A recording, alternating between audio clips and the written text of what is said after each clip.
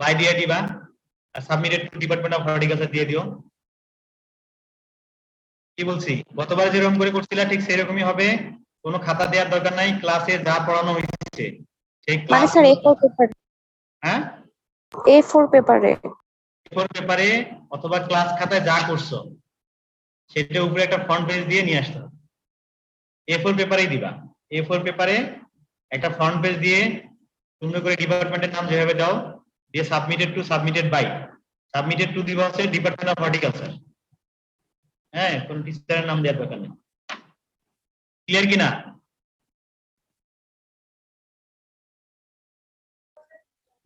খাতা ক্লিয়ার? জি স্যার। আমরা অনলাইন ক্লাসে যে নোটগুলো করেছিলাম সেগুলো? তোমাদের তো সব অনলাইনে ক্লাস হয়েছে, অফলাইনে ক্লাস হয়েছে কোনো? না স্যার, বলতে চাচ্ছি এখন আমরা যে ক্লাস করছি আজকের এই ক্লাসটাও কি এটার সঙ্গে ইনক্লুডেড থাকবে কিনা? ইনক্লুড আমি যেটা নিচ্ছি সেটার সাথে দিবা। আজকে তো তোমাদের জাস্ট রিক্যাপ, তোমাদের ক্লাস আগেই হয়ে গেছে। আমি যদি আজকে কস্ট অফ প্রোডাকশন সম্পর্কে কোনো কথা বলি তাহলে সেটা ইনক্লুড করবো কস্ট অফ প্রোডাকশনে। আর পাঁচটা এক্সপেরিমেন্ট সম্পর্কে লিখতে হবে। আইডেন্টিফিকেশনে তোমার ম্যাডাম কি বলছিল কি করছিল সেটা বলবা। তারপর হচ্ছে ভেজিটেটিভ প্রোপাগেটিং ম্যাটেরিয়ালে স্যার কি পড়াইছে, ট্রেনিং প্রুনিং এ কি পড়াইছে। প্রত্যেকটা এক্সপেরিমেন্ট অবশ্যই তোমাদের একটা ইন্ডেক্স থাকবে, ইন্ডেক্সের মধ্যে 5টা এক্সপেরিমেন্টই লিখবা। ঠিক আছে, ইন্ডেক্সের মধ্যে অবশ্যই এক্সপেরিমেন্টের নামগুলো থাকবে, কোনটা কত নাম্বার পেজ থেকে কত নাম্বার পেজ সেটাও লিখবা। হাতে লিখলেই হবে, স্কেল দিয়ে টেনে লিখবা। বুঝছো? এই 5টা এক্সপেরিমেন্টে ক্লাসে স্যাররা যা পড়াইছে অনলাইন ক্লাসে তাই লিখবা। লিখে উপরে একটা ফ্রন্ট পেজ, শীট থেকে লিখতে হবে না, ক্লাসে যা পড়েছে সেটা। আরো কোনো সিলেবাস এবং পরীক্ষা নিয়ে, মার্ক ডিস্ট্রিবিউশন সহ পরীক্ষা নিয়ে কোনো কোশ্চেন আছে নাকি? আর স্যার আমাদের জবটা যদি একটু দেখাই দিতেন কোনটা আছে। জব আমি বলতেছি, কস্ট অফ প্রোডাকশন আমি এখন দেখাই দিব। আর তোমাদের তো sir home garden city park তো পড়াইছে তাই না? হোম গার্ডেন সিটি পার্কটা স্যার দেখাবে না তোমাদের যা ক্লাসে দেখাইছে? হ্যাঁ স্যার আপনি একটু ক্লিয়ার দেখাইলে ভালো হতো স্যার, আমরা অনেকদিন আগে করছিলাম তো। Garden city park Sulaiman sir যেভাবে বলছে যে যে কম্পোনেন্ট গুলো থাকবে, যে থিম গুলো, এটা তোমাদের ড্রয়িং করতে হবে তাই না? হ্যাঁ, বেসিক জিনিস যে বিষয়গুলো আছে সেটা হোম গার্ডেন সিটি পার্কে মাথায় রাখতে হবে। সিটি পার্কে তুমি কোন কোন ধরনের গাছ দিবা, কোন কোন ধরনের স্ট্রাকচার থাকবে, স্যার এইগুলো আমাদের কিছু শেখানো হয়নি তো, তখন স্যারকে আমরা বলেছিলাম, তো স্যার বলেছিল যে ভার্সিটি খুললে দেখে দেওয়া হবে, বাট আমাদের তো এখনো সেরকম কোনো দেখে দেওয়া হয়নি স্যার। আমরা কিভাবে ওইগুলো আঁকাবো, আমরা কিছুই জানি না ওইগুলো হোম ব্যাপারে। গার্ডেন সিটি পার্ক সম্পর্কে তোমাদের কোনো ধারণাই দেয় নাই? না স্যার। কি বলো, তোমরা কোনো কিছু বানাই তার কোনো কিছু দেখাই নাই? স্যার ক্লাস হয়েছিল কিন্তু ওই যে ড্রয়িং বা এইগুলো যেগুলো ওইগুলো সম্বন্ধে আমাদের কোনো আইডিয়া নেই। আর স্লাইড দেখাইছিল কতগুলো জাস্ট। স্লাইড গুলো স্ক্রিনশট রাখছো না? ওই স্লাইড গুলো যেভাবে দেখাইছে সেভাবেই লিখবা। স্যার জি স্যার। আমি বলি শোনো, হোম গার্ডেন এবং সিটি পার্ক তোমরা থিওরি করছো না? থিওরি পড়াইছে কিনা? জি স্যার। তাহলে একটা হোম গার্ডেনের ক্ষেত্রে কোন কোন পার্ট থাকে, কোনটা কোন জোন থাকে, কোন জোনে কি থাকে, সেই বিষয়গুলো তোমাকে তুলে ধরতে হবে। ফ্রন্ট সাইডে কোন কি থাকবে, কোন ধরনের গাছ থাকবে, একটা হোম গার্ডেনের শুরুতে কি গার্ডেন রুম থাকবে কিনা, ফ্রন্ট সাইডে কোনো তুমি ফাউন্টেন বা কোনো কিছু থাকবে কিনা, কোন ধরনের প্ল্যান গুলো থাকবে, শার্প থাকবে, ট্রি থাকবে, না হচ্ছে ফ্লাওয়ারিং প্ল্যান থাকবে। তারপর হচ্ছে তোমার প্রাইভেট জোন থাকে, তারপর হচ্ছে কিচেন এরিয়া থাকবে, হ্যাঁ, তারপর হচ্ছে গার্ডেন থাকবে, কোথায় কি থাকবে হোম গার্ডেনে, সেখানে কোন কোন কম্পোনেন্ট গুলো কোথায় হবে সেই বিষয়গুলো জাস্ট তুলে ধরা, ড্র করতে হবে। তার তো বেসিক জিনিসগুলো দেখাই দিচ্ছে। এগুলো একটু নতুন করে আবার শিখিয়ে দিলে ভালো হতো। না না, এটা তো তোমার জাস্ট কনসেপ্ট। তুমি একটা বাসার মধ্যে, হ্যাঁ, এটা তো তোমার সোলাইমান স্যার করাইছে, বুঝছো? স্যারের সাথে তাহলে এটা কন্টাক্ট করতে হবে, স্যার যদি তোমাদের বোঝায় দেয় ক্লাস নেয়।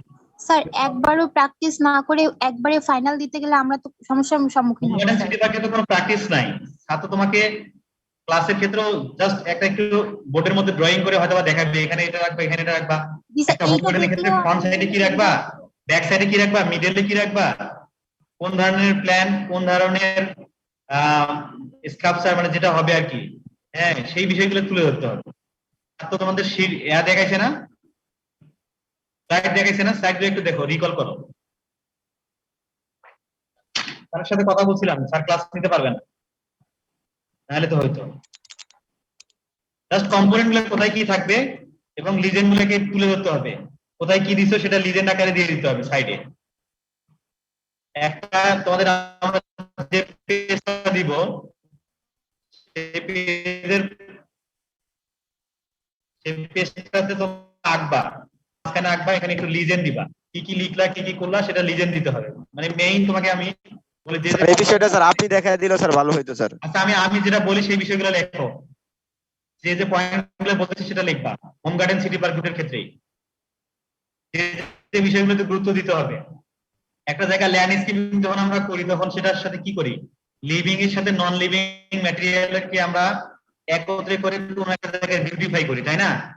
তাহলে তুমি একটা চিন্তা করবা, ঢাকা শহরের কোনো একটা সিটি পার্ক, যেমন ধরো আমাদের যে চন্দ্রিমা উদ্যান আছে, চন্দ্রিমা উদ্যানকে কিভাবে সাজানো হয়েছে, অথবা যদি কেউ হচ্ছে তোমরা সোহরাওয়ার্দী উদ্যানে যাও তাহলে সোহরাওয়ার্দী উদ্যানকে কিভাবে সাজাইছে, সেই বিষয়গুলোকে খেয়াল রাখতে হবে। কোন ধরনের প্ল্যান্ট ইউজ করছে, তোমরা প্রিন্সিপালের মধ্যে দেখছো যে কোন ধরনের গাছ সিটি পার্কে ব্যবহার করা যাবে, বড় বড় পাতাওয়ালা গাছ ব্যবহার করা যাবে না। তারপর হচ্ছে যে সকল গাছে ফুল দেয় বা ফল দেয়, flowering fruiting tree, flowering use করা যাবে, কিন্তু যারা ফলদার বৃক্ষ সেটা ইউজ করা যাবে না। যে সকল গাছের বেশি বড় বড় পাতা হয় সেটা ইউজ করা যাবে না। হ্যাঁ, এবং কোন ধরনের গাছ ব্যবহার করা যাবে ছাত্র সেটার মধ্যে দিছে, বিভিন্ন পাইন টাইপের গাছ, হ্যাঁ যে সকল গাছের কথা বলছে সেই গাছগুলো দিবা। এবং এখানে সিটিং এরিয়া দিতে হবে, মানুষ কোথায় বসবে, কোন দিকে রোড হবে, এন্ট্রান্সে কি থাকবে, তারপর রোডের দুই ধারে কোন ধরনের গাছ দিবা, এই বিষয়গুলোকে মাথায় রাখবা। কোনো ফাউন্টেন দিবা কিনা, তারপর হচ্ছে কোনো লেক থাকবে কিনা, লেক থাকলে লেকের মধ্যে কোন ধরনের প্ল্যান্ট থাকবে, বুঝতে পারছো? শাপলা দিবা না পদ্ম দিবা, এই বিষয়গুলো রাখবা। তাহলে গাছ থাকবে, তারপর হচ্ছে কোনো যদি মনুমেন্ট থাকে সেটা থাকবে, কোন লেক থাকলে সেই লেক থাকবে, লেকের মধ্যে কি থাকবে, হ্যাঁ, আর হচ্ছে লেকের মধ্যে কোন ধরনের প্ল্যান্ট থাকবে, আর কোন ধরনের প্ল্যান্ট তুমি সেখানে লাগাবা। কোনো কাঁটাতার বৃক্ষ লাগানো যাবে না, ফলদার বৃক্ষ লাগানো যাবে না, এই বেসিক বিষয়গুলো রাখলে করতে হবে। এবং কালার কন্ট্রাস্ট, তুমি মনে করো ড্রয়িং করতেছো, হোম গার্ডেন সিস্টেমের ক্ষেত্রে যদি কালার কন্ট্রাস্ট যদি কালার দিতে চাও, তাহলে যেটার জন্য যে ধরনের কালার, তুমি একটা গাছ প্ল্যান্ট রাখতেছো সেটার ক্ষেত্রে কি রকম কালার হবে, কোন একটা ফুল রাখতেছো তাহলে ওটা ওই প্ল্যান্টের ফুলের কালার কি হবে, সেই কন্ট্রাস্টটাও ঠিক রাখতে হবে। এই আর হোম গার্ডেনের ক্ষেত্রে একই, হোম গার্ডেনের শুরুতেই এন্ট্রান্সে কি গার্ডেন রুম থাকবে, গার্ডেন রুমের পর মেইন রোড থাকবে, মেইন রোডের পাশে সাব রোড থাকলো, সেখানে কোন ধরনের প্ল্যান থাকবে, হ্যাঁ তোমার হচ্ছে প্লে গ্রাউন্ড থাকবে, তারপর হচ্ছে প্রাইভেট জোন থাকবে, প্রাইভেট জোনে কি থাকবে, সুইমিং পুল তো থাকবে, প্লে গ্রাউন্ডে বাচ্চারা খেলার জন্য জিনিসপত্র থাকবে, ওখানে কি ধরনের গাছ থাকবে, আবার একটা কি ভেজিটেবল গার্ডেন থাকলো, সেই ভেজিটেবল গার্ডেনে কোন ধরনের ভেজিটেবলস লাগানো হবে, এই বিষয়গুলা হোম গার্ডেনের ক্ষেত্রে লেখা আছে। হোম গার্ডেন সিটি পার্কের থিওরি শিটে বের করে এটা একটু দেখে নিবা, ক্লিয়ার কিনা। একইভাবে এখানে কালার কন্ট্রাস্ট ঠিক রাখতে হবে এবং লিজেন্ড গুলা সুন্দর করে তুলে ধরতে হবে, লিজেন্ড গুলা দিয়ে দিতে হবে সাইডে, কোনটা দিয়ে কি বুঝাইতে যাচ্ছ নাম্বারিং করে করে, বুঝছো? যখন তোমরা ভিতরে লিখো, মনে করে 1 নাম্বার একটা গোল দিয়ে দিলে, ওখানে কি যদি কোনো জায়গা না ধরে তাহলে একে কি দিছো ওটা পাশে লিজেন্ড দিয়ে দিয়ে দিতে হবে। বোঝা গেছে না নাই? জি স্যার। স্যার কালার কন্ট্রাস্টটা একটু আরেকবার বললে ভালো হতো। তোমরা কালার করো তাহলে কালার কন্ট্রাস্ট তুমি ঠিক রাখবা। এখন ঘাসের রং যদি সবুজ হয় তুমি তো অন্য একটা কালার দিয়ে রাখো তাহলে হবে এরকম। আর যদি কালার করতে না হয় শুধু পেন্সিল দিয়ে লেখো, তাহলে হচ্ছে কোন জায়গায় কি থাকবে সেটা তুমি লিখবা, নাম্বারিং করবা। মনে করো তুমি গার্ড রুম লিখছো, গার্ড রুমটা ওখানে আঁকলা, ওখানে ওটাকে 1 নাম্বার দিলা, তাহলে লিজেন্ডের ঘরে 1 নাম্বারে কি সেটা তোমাকে তুলে ধরতে হবে, অন্য একটাকে 2 নাম্বার দিলে কালার করবো নাকি করবো না এটা আপনি ফিক্সড করে দিলে ভালো হতো। ফিক্স করে দিলে ভালো হতো। এটা ঠিক আছে, টাইমের উপর ডিপেন্ড করবে। হ্যাঁ, যদি কেউ সময় পায় তাহলে করবে, কালার না করলে স্যার ভালো হয় স্যার। কালার না করলে পেন্সিল দিয়ে তাহলে ওইভাবে তুলে ধরবা। এটা স্যার একটা নতুন জি বিষয় স্যার, শুধু ভিডিও করবো স্যার। কি বলছিল স্যার, কি বলছে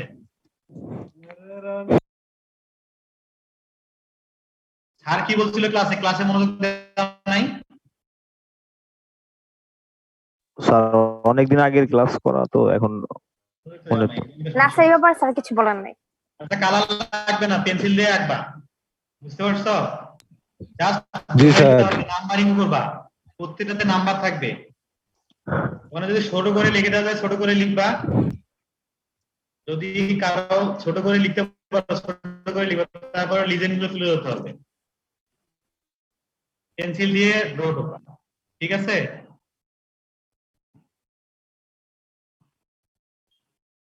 হোম গার্ডেন সিটি পার্ক সম্পর্কে আর কোনো কোশ্চেন আছে? স্যার সিটি পার্কে বড় পাতাওয়ালা গাছ থাকলে কি সমস্যা হবে? সিটি পার্কে বড় পাতাওয়ালা গাছ দিলে হয় কি অন্ধকার হয়ে যাবে, সূর্যের আলো ভালো আসবে না। এখানে তো মানুষ যাবে এক্সারসাইজের জন্য, বড় পাতাওয়ালা গাছ আমরা অ্যাভয়েড করি সাধারণত। হ্যাঁ, সূর্যের আলো আসবে না, অন্ধকার থাকবে, এই জন্য বড় পাতাওয়ালা গাছ আমরা অ্যাভয়েড করার চেষ্টা করব। স্যার কালার করতে চাইলে করতে পারবো তো না? যদি তুমি অবশ্যই করতে চাইলে করতে পারবে, যদি করতে চাও। হ্যাঁ, কিন্তু তোমাদের কম্পোনেন্ট গুলোকে তুলে ধরতে হবে। একটা হোম গার্ডেন সিটি পার্কের কি কি কম্পোনেন্ট এবং কোন জায়গায় কি থাকে সেটা হচ্ছে বেসিক। আমরা ওই থিম দেখবো, কালারের থেকে আমরা দেখবো হচ্ছে তুমি একটা হোম গার্ডেনের জন্য কি কি কম্পোনেন্ট থাকে সেই বিষয়গুলোকে সুন্দর করে তুলে ধরতে পারতেছো কিনা। সিটি পার্কের ক্ষেত্রেও তাই, যত বেশি কম্পোনেন্ট ইউজ করতে পারবে তত তুমি পাবা, মার্ক পাবা, তত বেশি সেটা সমৃদ্ধ হবে। একটা আইডিয়াল সিটি পার্ক চিন্তা করবে, একটা আইডিয়াল হোম গার্ডেন চিন্তা করবে। বুঝতে পারছো? দুইটা কি একটা ওই পরীক্ষাতে? ভিসি বাংলায় কেউ গেছিল? ভিসি বাংলায় আমাদের ভিসি স্যারের বাংলাদেশ কেউ যাও নাই? আশপাশে দেখছো? জি স্যার। আমি গেছিলাম। দেখে যাবা, দেখে চিন্তা করবা। শুরুতেই গার্ডের রুম আছে, তারপরে একটা মেইন রোড, মেইন রোডের দুই পাশে কি ধরনের প্ল্যান্ট লাগাইছে, তারপরে কি ধরনের প্ল্যান্ট, তারপর প্রাইভেট জোনে কি রকম আছে, প্লেগ্রাউন্ড থাকলে সেই প্লেগ্রাউন্ডে কি রকম করছে। গুগল করবা, অনেক ধরনের হোম গার্ডেন সিটি পার্কের ল্যান্ডস্কেপিং পাবা, গুগলে সার্চ দিলে বহুত পাবা, দেখবা কত সুন্দর করে করা আছে। ঠিক স্যার আছে? আমাদের কি দুটোই আঁকতে হবে নাকি হচ্ছে পরীক্ষার হলে আমাদের সিলেক্ট করে দেওয়া হবে যে একজন এইটা আরেকজন এইটা এরকম? হোম গার্ডেন সিটি পার্ক জি স্যার। ওটা আমরা কোশ্চেনের মধ্যে দিয়ে দিব, যার ভাগে যেটা আসবে শেষে। হোম গার্ডেন সিটি পার্ক একসাথে চাওয়া হতে পারে, অথবা কোনো গ্রুপের ক্ষেত্রে শুধু হোম গার্ডেন, অথবা কোনো গ্রুপের ক্ষেত্রে শুধু সিটি পার্ক। স্যার ভিসির বাংলাতে তো সবাই হ্যাঁ স্যার আমি গেছিলাম ভিতরে। কে কে কে কে বললা? রায়হান জি স্যার। বলো। স্যার সবাইকে তো ঢুকতে দেয় না সবসময়, স্যার কি করবো? ভিসি বাংলার ভিতরে তো ঢুকতে দিবে না, বাইরে থেকে একটু দেখে নিবা। ও আচ্ছা স্যার। ঢুকতে তো দিবে না, সময় তো নিবে না। গুগল করবে একটা আইডিয়াল হোম গার্ডেন, প্রফেসর গুগলে সার্চ দিলে বহুত কিছু তথ্য পাবা। স্যারের ক্লাস নোট দেখবা, তারপর হচ্ছে স্যারের লেকচার শিট গুলো দেখবা, থিওরিতে যেটা পড়াইছে হোম গার্ডেন সিটি পার্ক। তোমাদের এক্সপেরিমেন্ট শিট দিছে না হোম গার্ডেন সিটি পার্কের? তাহলে তো স্যার আমাদের সিলেবাস অনেক বেশি হয়ে গেল স্যার। হ্যাঁ হ্যাঁ, সিলেবাসটা অনেক বেশি বলছো নাকি? বলো। স্যার সিলেবাসটা অনেক বেশি হয়ে গেল না স্যার? ওই সিলেবাস লেন্দি হইলো। হোম গার্ডেন আর সিটি পার্ক কি কি ড্রয়িং করলে হয়ে গেল। আর আমার কস্ট অফ প্রোডাকশনে 3টা থাকবে, আমি পড়াচ্ছি এখন, দিয়ে দেবো কি কি থাকবে পুরো জিনিস। স্যার একটু কমায় দেওয়া গেলে ভালো হতো স্যার। তারপর আইডেন্টিফিকেশনে একটা পেজ দিছে, এটা পড়ে ফেলবা। কমায় দিলে ভালো হতো স্যার। কমায় দিলে তারপর ভালো হতো স্যার। শোনো, জব তো দুইটা, 45 মার্কস, দুইটা জব, এখানে তো তোমার কমানোর সুযোগ নাই। কস্ট অফ প্রোডাকশন আমি শুধু 3টা পড়াবো, সমস্যা নাই, 3টা ফ্লাওয়ার পড়াবো। আর হোম গার্ডেন অথবা সিটি পার্ক তুমি তো এখানে 15 মার্কস হয়ে গেল। আইডেন্টিফিকেশনে একটাই শীট, 5 মার্কস, 20 হয়ে গেল। শুধু 10 মার্কের জন্য পরিশ্রম করতে হবে। তার মধ্যে তোমার 3টে শীট তো পড়াই হলো, cost of production, landscaping, home garden city park, identification পড়লে। আর 2টে শীট শুধু থিওরির জন্য, ট্রেনিং, প্রুনিং আর প্রপাগেটিং ম্যাটেরিয়াল। বেশি বড় হয়ে গেল স্যার এই দুইটা থেকে একটা কমায় দেওয়া যায় না? জি স্যার এই দুইটা থেকে প্রপাগেটিং ম্যাটেরিয়াল এই দুইটা থেকে প্রশ্ন করবা কি 20টা গ্রুপে প্রশ্ন করা সম্ভব হবে? বলো। যদি আমরা ট্রেনিং, প্রুনিং আর প্রপাগেটিং ম্যাটেরিয়াল না রাখি তাহলে প্রশ্ন করব কি হবে? স্যার আগের মতো সব গ্রুপের একসাথে স্যার রিটেন পার্টটা নিয়ে নেবেন। না না, ফাইনাল পরীক্ষায় কখনো সম্ভব হয় না ভাই। ফাইনাল পরীক্ষায় এটা সম্ভব? ফাইনাল তো ফাইনালি। দেখো সমস্যা নাই, করতে ধরে দেখো, প্রপাগেটিং ম্যাটেরিয়াল আর হচ্ছে ইয়াতে সময় লাগবে না, ট্রেনিং, প্রুনিং এ। আর বাকিগুলো তো পড়া হয়ে যাচ্ছে। জব 2টা করবা, আইডেন্টিফিকেশন করবা, হয়ে গেল তো 3টা। আচ্ছা ঠিক আছে, যদি এদিকে আর কোনো সমস্যা না থাকে তাহলে আমি আমার কস্ট অফ প্রোডাকশনটা স্টার্ট করি। হ্যাঁ সিলেবাসটা একটু বেশি হয়ে যাচ্ছে স্যার, স্যার একটু কাইন্ডলি একটু যদি কমানো যেত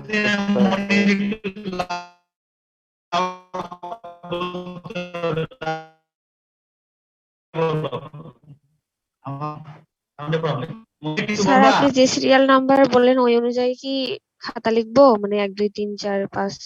হ্যাঁ হ্যাঁ, আইডেন্টিফিকেশন প্রথমে লিখবা, 1 নম্বরে আইডেন্টিফিকেশন লিখলা, 2 নম্বরে লিখবা হচ্ছে স্পেশাল ভেজিটেটিভ প্রপাগেটিং ম্যাটেরিয়াল, 3 হচ্ছে training pruning, 4 cost of production, আর 5 দিবা হচ্ছে landscaping of home garden and city park.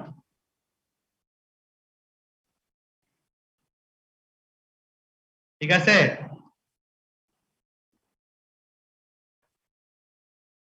G sir. আচ্ছা, তাহলে আমরা তোমাদের জব আইডেন্টিফিকেশন সম্পর্কে আমি ধারণা দিয়ে দিছি, শর্ট কোশ্চেন সম্পর্কে ধারণা দিছি, জব, ল্যান্ডস্কেপিং এবং সিটি পার্ক সম্পর্কে ধারণা দিলাম। এখন আসে আমার জবে, cost of production. Cost of production তোমাদের পড়ানো হয়েছিল। হ্যাঁ, শুধু আজকে একটু তোমাদের রিকল করবো। হ্যাঁ, যেহেতু রিকল ক্লাস, জাস্ট একটু রিকল করবো আমরা যে কোন কোন জায়গায় বুঝতেছো না। আমরা কস্ট অফ প্রোডাকশন করবো হচ্ছে এবং এর ইকোনমিক রিটার্ন সম্পর্কে জানবো কিছু ফুলের। আমরা 3টা শুধু ফুল, তোমাদের যেহেতু করানো শুধু আমি 3টা ফ্লাওয়ার দিব। একটা দিব হচ্ছে টিউবরোজ, গ্লাডিওলাস আর ম্যারিগোল্ড। এই 3টার কস্ট অফ প্রোডাকশন করবা, আর হচ্ছে ইকোনমিক রিটার্ন সহ। ঠিক আছে? কস্ট অ্যানালাইসিস করতে হবে 3টা। একটা বললাম হচ্ছে টিউবরোজ, গ্লাডিওলাস আর ম্যারিগোল্ড। আমি একটা সম্পর্কে এখন ধারণা দিচ্ছি, বাকি দুটো তোমাদের শীট দেয়া আছে। শীট পাইছো না এটা?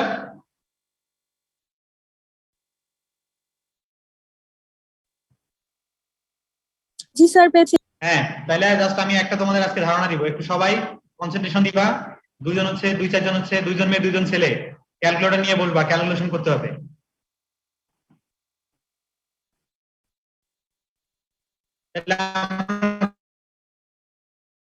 কস্ট অফ প্রোডাকশন বলতে কি বুঝি যদি বলি, কস্ট অফ প্রোডাকশন মানে কোনো কিছু, সেটা শুরু হবে কোথা থেকে? আমরা এগ্রিকালচারের ক্ষেত্রে জমি প্রিপারেশন মানে ল্যান্ড প্রিপারেশন থেকে শুরু করে নিয়ে একটা প্রোডাক্ট মার্কেটে বিক্রির আগ পর্যন্ত যে খরচ হয় সেটাই কস্ট অফ প্রোডাকশনের আওতায়, মানে প্রোডাকশন কস্ট। এরকম যদি কোনো ইন্ডাস্ট্রির কথা চিন্তা করি, তাহলে কাঁচামালের মার্কেটে বিক্রি করার আগ পর্যন্ত রেডি প্রোডাক্টটা পর্যন্ত যে খরচ হয় সেটাই কস্ট অফ প্রোডাকশন। আমাদের এগ্রিকালচারের ক্ষেত্রে ল্যান্ড প্রিপারেশন থেকে মার্কেটে নিয়ে যাওয়ার আগ পর্যন্ত কস্ট অফ প্রোডাকশন হয়। কস্ট অফ প্রোডাকশন আমরা কেন জানবো? কস্ট অফ প্রোডাকশন জানলে আমাদের কি উপকার? অনেক উপকার আছে। আমরা চিন্তা করতে পারবো যে কোনো ক্রপ আমাদের জন্য প্রফিটেবল হবে নাকি লস হবে, কারণ কস্ট অফ প্রোডাকশনটা আমরা অ্যানালাইসিসটা আগেই করব। ধরো তুমি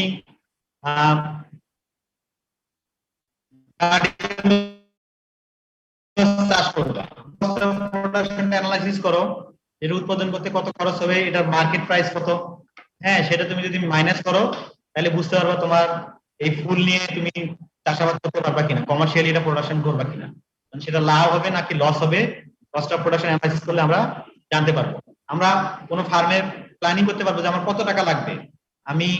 যদি আমি এরকম মেরিগোল্ড চাষ করতে চাই, তাহলে 1 হেক্টর জমিতে মেরিগোল্ড চাষ করতে গেলে অথবা 1 বিঘা জমিতে মেরিগোল্ড চাষ করতে গেলে আমার কত টাকা লাগবে সেটা আমি জানতে পারবো আগে থেকেই। 1 ইউনিটে আমার কতটুকু খরচ হবে। কেউ যদি 1 হেক্টর না করে 1 ডেসিমেল করে বা 1 কাঠা করে, তাহলে কি পরিমাণ খরচ হবে সেটা সে জানতে পারবে। অথবা একটা রজনীগন্ধার স্টিক অথবা একটা গ্লাডিওলাসের স্টিক উৎপাদনে কত টাকা খরচ হবে, অথবা সে কত টাকা বিক্রি করতে পারবে সেটা সে জানতে পারবে। কম্পারেটিভ প্রফিটেবিলিটি, ফার্মার এখন কি চাষ করবে? টিউবরোজ চাষ করবে, ম্যারিগোল্ড চাষ করবে, গ্লাডিওলাস চাষ করবে নাকি জারবারা চাষ করবে, সে সেটা ধারণা নিতে পারবে। যেটাতে প্রফিট বেশি সে সেটাতে যাবে। তাহলে কম্পারেটিভ প্রফিটেবিলিটি সম্পর্কে সে জানতে পারবে। সে জানতে পারবে crop to crop, area to area. কেউ যদি ঢাকার আশপাশে একটা ক্রপ করে, ফুল চাষ করে, কেউ যশোরে ফুল চাষ করে, কেউ পঞ্চগড়ে ফুল চাষ করে, তাহলে সে বুঝতে পারবে যে এরিয়া টু এরিয়া ঢাকার আশপাশে হলে লেবার কস্ট বেশি হবে, পঞ্চগড়ের দিকে হলে লেবার কস্ট কম হবে, যশোরে হলে একরকম ট্রান্সপোর্টেশন কস্ট হবে। এই বিষয়গুলো সে জানতে পারবে।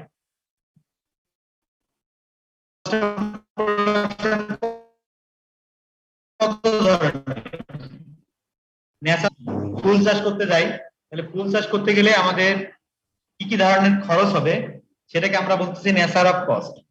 দুই ধরনের খরচ হবে। হ্যাঁ, একটাকে বলি আমরা ইনপুট কস্ট ও variable cost.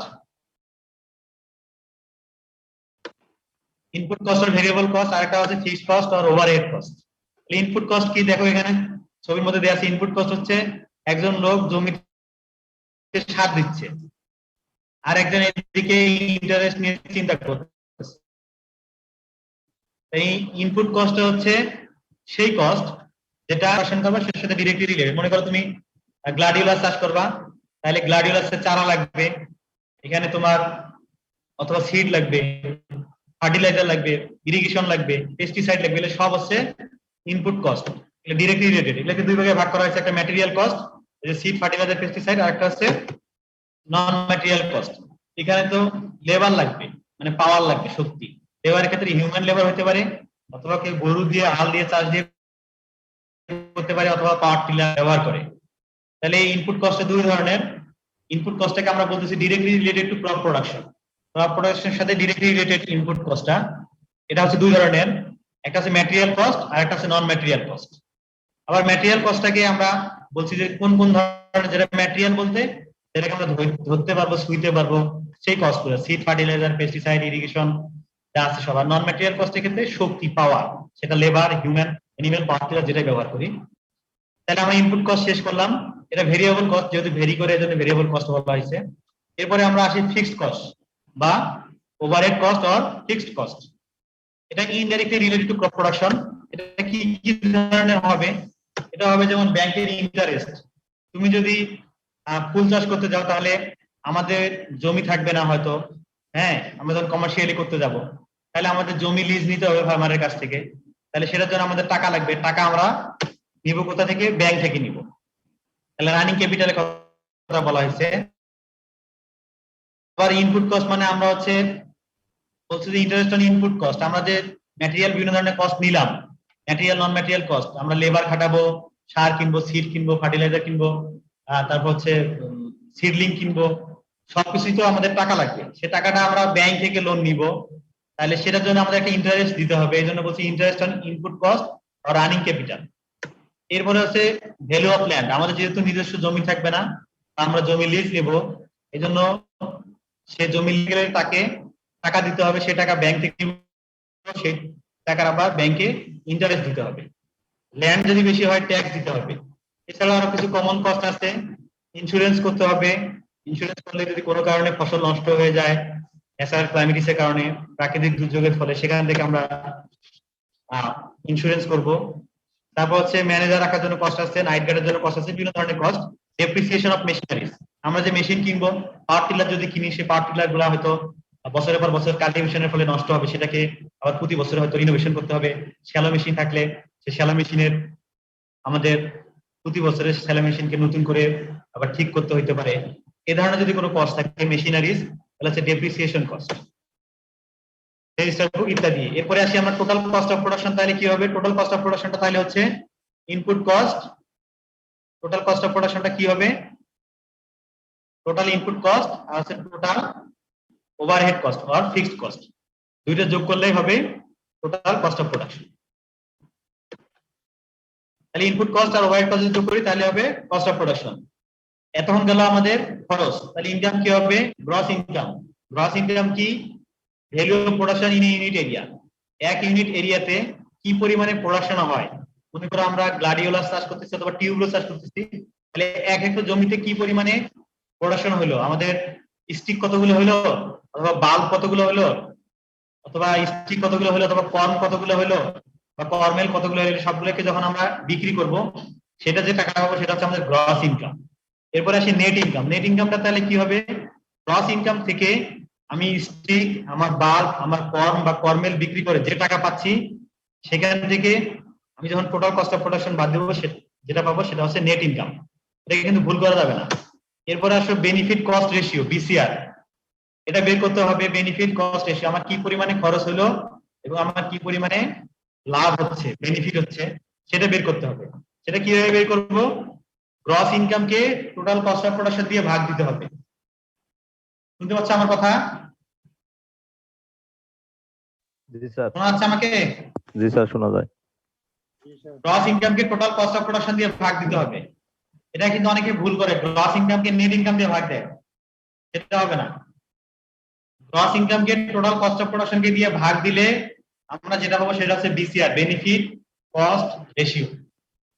Benefit cost ratio আমার খরচ এবং লাভ কি পরিমাণে হলো সেটার অনুপাত। এটা অনেকে পার্সেন্টেজ দেয়, এটা পার্সেন্টেজ হবে না, ভাগে কোনো পার্সেন্টেজ হয় না। তাহলে বিসিআর এর মানটা আসবে আমাদের 1 থেকে বেশি, 1 এর বেশি, 3 এর সমান অথবা 3 এর থেকে কম। কি বলছি? বিসিআর কত আসবে? 1 এর বেশি, 3 এর সমান অথবা 3 এর থেকে কম। শোনা যাচ্ছে আমার কথা? জি স্যার। জি স্যার। তাহলে বিসিআর কত বলছি? 1 এর বেশি হবে, 1 এর বেশি সমান অথবা 3 এর কম। 1 এর বেশি, 3 এর সমান অথবা 3 এর কম। কেন এরকম করে? বিসিআরটা বলতে বোঝায় যদি কারো কস্ট অ্যানালাইসিস করার পরে বিসিআর এর মান আসে 1.50, তাহলে আমরা কি বুঝবো বিসিআর দিয়ে? আমাদের এর আগে ক্লাসে বলছিলাম, বলো তো দেখি। বিসিআর এর মান যদি 1.5 হয় তাহলে এটাতে আমরা কি বুঝি? যে পরিমাণ খরচ করা হয়েছে তার 1.5 গুণ লাভ পাওয়া গেছে। আর একটু কেউ বলবা? বলছে কাছাকাছি। আর কেউ বলতে পারবা? আর একটু ক্লিয়ার করে। 1 টাকা ইনভেস্ট করে 0.5 টাকা লাভ হবে। হ্যাঁ, fine Shahriar.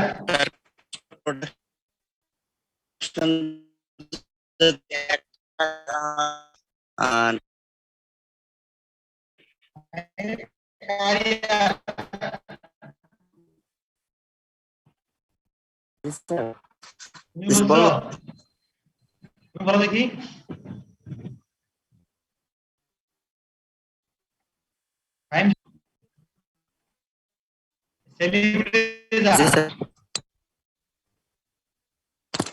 Sir total cost of production যদি 1 টাকা হয়, বলো, বলছো তো, বলো। স্যার ওর এখানে নেট প্রবলেম সম্ভবত। তাহলে আমি বলি, ওরা বলছে ঠিকই, যদি আমরা বিসিআর এর মান, বিসিআর এর ভ্যালু 1.5 হয় তাহলে বুঝতে পারবো, এখান থেকে বোঝা যাবে যে আসলে 1 টাকা ইনভেস্ট করে 1 টাকা খরচ করে 50 পয়সা লাভ অথবা 0.5 টাকা লাভ। বুঝতে পারছো? যদি আমি মনে করো তুমি বাসার মধ্যে ফুল চাষ করছো 1 ডেসিমেল জায়গায়, তাহলে তুমি যদি 1 টাকা খরচ করো তাহলে তোমার লাভ হবে 50 পয়সা। বিসিআর এর মান 1.5 অর্থ। যদি বিসিআর এর মান 2 হয় তাহলে কি বোঝাবে? 1 টাকা ইনভেস্ট করে 1 টাকা লাভ। 1 টাকা ইনভেস্ট করে 1 টাকা লাভ। সুন্দর। তাহলে 1 টাকা ইনভেস্ট করে 1 টাকা লাভ। বুঝতে পারছো? এই জন্য বিসিআর এর মান 1 এর নিচে আসবে না। 1 এর নিচে আসলে এটা স্যার তোমার লস 3 হবে। পর্যন্ত লিমিট হইছে কেন? হ্যাঁ স্যার এটা লিমিট 3 পর্যন্ত কেন স্যার? 3 পর্যন্ত কেন? তুমি দেখো 1 টাকা খরচ করে 3 টাকা, মানে কয় গুণ হয়ে গেল? 2 দ্বিগুণ লাভ।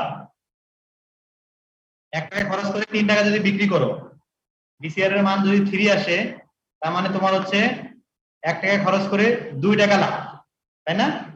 মানে দ্বিগুণ লাভ। স্যার, আর বিসিআর এর মান যদি 3 হয় সেক্ষেত্রে কি 2 টাকা ইনভেস্ট করে 1 টাকা লাভ হবে, নাকি 1.5 টাকা ইনভেস্ট করে 1.5 টাকা লাভ? 1 টাকা ইনভেস্ট করে 2 টাকা লাভ। স্যার এই জিনিসটা ভুলে গেছে, আরেকবার যদি বলতেন বিসিআর এর মান 3 হলে কি হবে?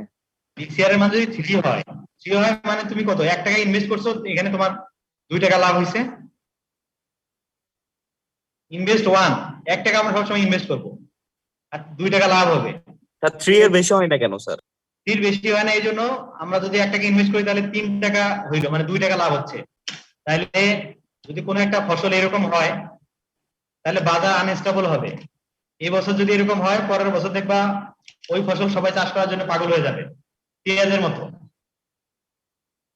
সবাই চাষ করবে, তখন ওই ওই ক্রপ আবার ফল করবে। পরের বছর বেশি প্রোডাকশন হবে, চাহিদার থেকে সাপ্লাই বেশি হয়ে যাবে, তখন দেখবো প্রোডাক্ট আর চলবে না, ওই প্রোডাক্ট পরের বছর লস হবে। এই জন্যই সাধারণত ভারসাম্য রক্ষার জন্য এগ্রিকালচার প্রোডাক্টের ক্ষেত্রে ভারসাম্য রক্ষার জন্য ঠিক আমরা মিডিয়াম মাঝামাঝি হবে।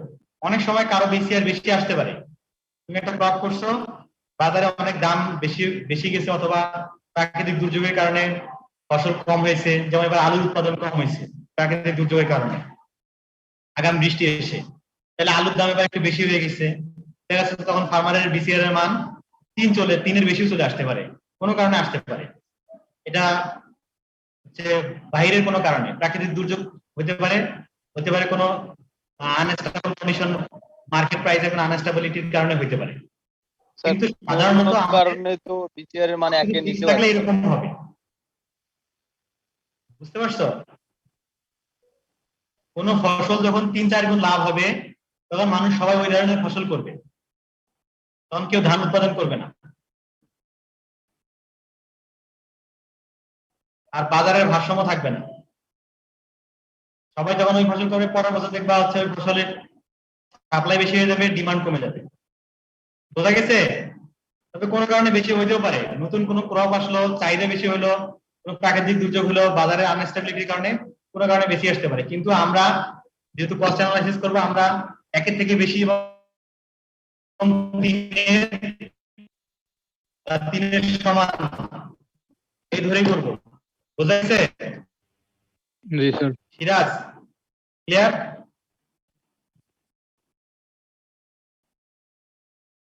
সেলিম রেজা নাই? সেলিম রেজা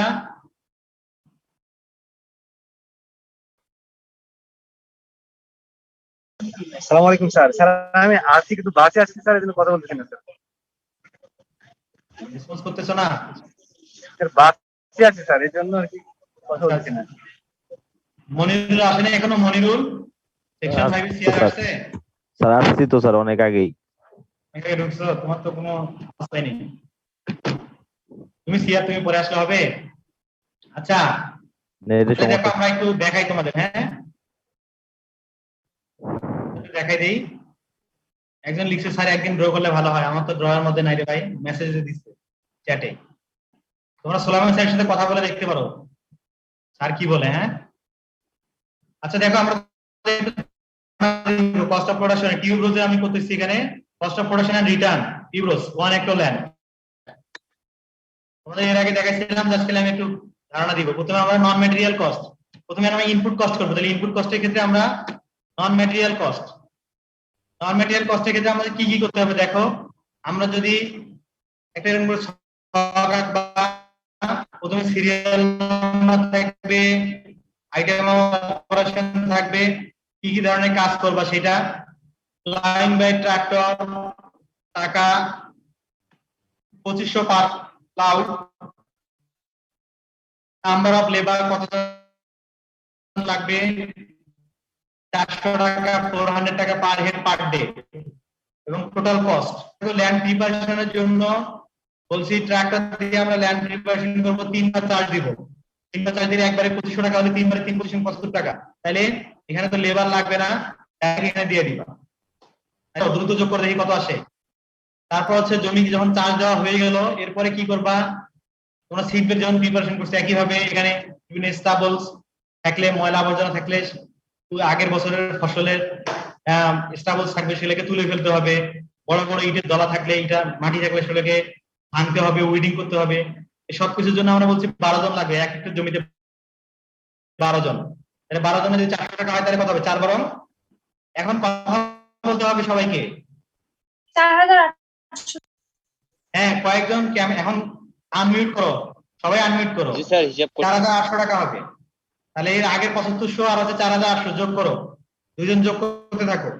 এরপরে দেখো ফার্টিলাইজার ম্যানুয়াল অ্যাপ্লিকেশন করবা। জমি যখন পরিষ্কার হয়ে গেল, সবকিছু ভাঙালো, এখন ম্যানুয়াল ফার্টিলাইজার দিতে হবে, 6 জন লাগবে। 400 করে 4 6 2400, 2400 যোগ করো, কত আসছে? স্যার 14000। যোগ করতে থাকো।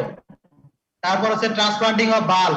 আমি যেহেতু বলছি টিউবরোজ, তাহলে টিউবরোজের জন্য প্রপাগেটিং ম্যাটেরিয়াল বাল্ব। টিউবরোজের প্রপাগেটিং ম্যাটেরিয়াল বাল্ব, যেটা দিয়ে আমরা মাল্টিপ্লিকেশন করব টিউবরোজে। তাহলে টিউবরোজের ট্রান্সপ্লান্টিং করার জন্য লাগবে 35 জন। 35 থেকে 400 দিয়ে গুণ করলে কত আসে? 3 4 1200, 3 4 12 আর হচ্ছে 14,000। হ্যাঁ, আর হচ্ছে 4 4 5 20, 14,000। তারপর হচ্ছে উইডিং মালচিং করো 40 জন, তারপর 48,000 নাকি? 16,000 স্যার। যোগ করতে থাকো। তারপর side dressing of fertilizer, fertilizer side dressing এ 6 জন, তাই 2400। এটা যোগ করে সাথে ইরিগেশনের জন্য 6 জন, তাই 2400। পেস্টিসাইডের জন্য 8 জন, তাই 3200। এবং পরিশেষে হারভেস্টিং করবা, গ্রেডিং করবা, স্টোরিং করবা, মার্কেটিং করবা, সব মিলে 100 জন। 100 জনে কত? 40,000। কত হয়েছে মোট? 92,700। কত? 92,700। 92,700। এই টাইটুলের সাথে ওদের সাথে মিলছে তোমাদের বাকিদের? জি স্যার মিলেছে। জি স্যার। মেহজাবিন ইসলাম মিলছে? জি স্যার। তুমি কি মাহজাবিন না মেহজাবিন? মাহজাবিন ইসলাম। মাহজাবিন, আচ্ছা। তাহলে টোটাল কত হলো নন ম্যাটেরিয়াল কস্টে? 92,700। ওকে, এরপরে আসি ম্যাটেরিয়াল কস্ট। ম্যাটেরিয়াল কস্টে দেখো কি কি লাগবে। আমাদের বাল্ব লাগবে, ওখানে যে বাল্ব ট্রান্সপ্লান্টিং করতে বাল্ব লাগবে। বাল্ব কতগুলো লাগবে বলছে? দেখো তো কতগুলো, কত পিস দেখতে পাচ্ছ? স্যার 2 লাখ। তাহলে 2 লাখ পিস, 1 টাকা করে পার পিস, তাহলে 2 লাখ টাকা লেখো।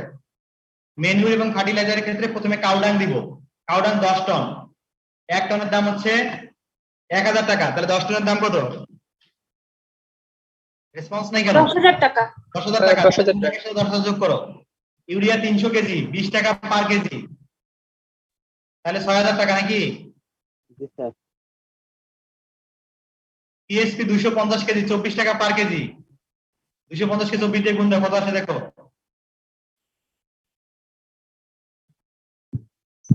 6,000। আবার এমপি 240 কেজি, 25 টাকা পার কেজি, এটাও কি 6,000? হ্যাঁ স্যার 6,000 আসে। হ্যাঁ, টোটাল করো। এরপরে ইরিগেশন 3 বার দিব 3,000 টাকা, পেস্টিসাইড 4,500 টাকা, এবং অন্যান্য মিসেলেনিয়াস কস্ট আমাদের আরো বিবিধ কোন ধরনের খরচ হতে পারে, সেটার জন্য 2,000। তাহলে টোটাল কত আসলো? স্যার 3,000 এর সাথে 3 গুণ দিব না ইরিগেশনের ওখানে? বুঝি নাই। 3,000 ইরিগেশনের ওখানে স্যার 3 গুণ দিব না? না, ইরিগেশন একবারে 3,000 টাকা। ইরিগেশনের এখানে টোটালি লেখা আছে 3,000। একবারে 3,000, প্রতিবারে 3,000 না। ইরিগেশন টোটাল 3 বার দিব, একবারে 3,000 টাকা আমি বলে দিচ্ছি। Sir total 2,37,500। ম্যাটেরিয়াল এবং নন ম্যাটেরিয়াল সব মিলে? না স্যার, এটা ম্যাটেরিয়াল কস্ট। ওকে, ম্যাটেরিয়াল। আর ওখানে আসছে কত? 92,000 সামথিং। টোটাল যোগ করো। জি স্যার। টোটাল কত আসছে নন ম্যাটেরিয়াল প্লাস ম্যাটেরিয়াল? 3,30,200। ওর সাথে আর কার মিলছে? জি স্যার। জি স্যার স্যার মিলছে। 3,30,200। তামান্না, তাইজুল সবার মিলছে? জি স্যার। কাজিজুল নাকি? জি স্যার। ওকে, তাহলে যদি মিলে তাহলে ওকে, আমরা নেক্সট স্টেপে যাই। তাহলে টোটাল আমাদের ইনপুট কস্টটা বের করতে পারলাম। ইনপুট কস্টটা হচ্ছে ম্যাটেরিয়াল এবং নন ম্যাটেরিয়াল বের করলাম আমরা। এখন আসি আমরা ফিক্সড কস্ট, ওভারহেড কস্ট আর ফিক্সড কস্ট। বুঝছো? তাহলে ওভারহেড কস্ট আর ফিক্সড আমরা বলছি যে ইন্টারেস্ট অফ ল্যান্ড। ল্যান্ডের ক্ষেত্রে বলছি ইন্টারেস্ট অফ ল্যান্ড, এটা কিন্তু আমি পড়ালাম ওভারহেড কস্ট আর ফিক্সড কস্ট। তাই ইন্টারেস্ট অফ ল্যান্ড, ল্যান্ড কত টাকা বলছে? 5 লক্ষ টাকা পার হেক্টর। যদি কেউ 1 হেক্টর জমি নেয় তাহলে হচ্ছে তার 5 লক্ষ টাকা লাগবে। 5 লক্ষ টাকার ইন্টারেস্ট কত? 10% দিতে হবে ইন্টারেস্ট, 10% ইন্টারেস্ট। হ্যাঁ, 100 টাকা 10 টাকা 10 মানে 10% হারে ইন্টারেস্ট দিতে হবে। 100 টাকা 10 টাকা ইন্টারেস্ট। তাহলে ফর 12 মান্থ, তাহলে 12 মান্থে তার কত টাকা আসবে? 5 লক্ষ টাকা। তাহলে 5 লক্ষ গুণন 10/100, 12 মান্থ মানে তো 1 বছর, তাই না? তাহলে আর কিছু করার দরকার নেই, এটা 1 বছরের জন্য। কত আসে দেখো তো? 50,000 50,000 10%, 5 লাখ। তাহলে 5 লাখ গুণন 10/100, 50,000। জি স্যার। আর interest on input cost, total input cost কত পাইছো? 2 লক্ষ কত? না 3 লক্ষ? 3,30,200 রাবেয়া বসরি কত?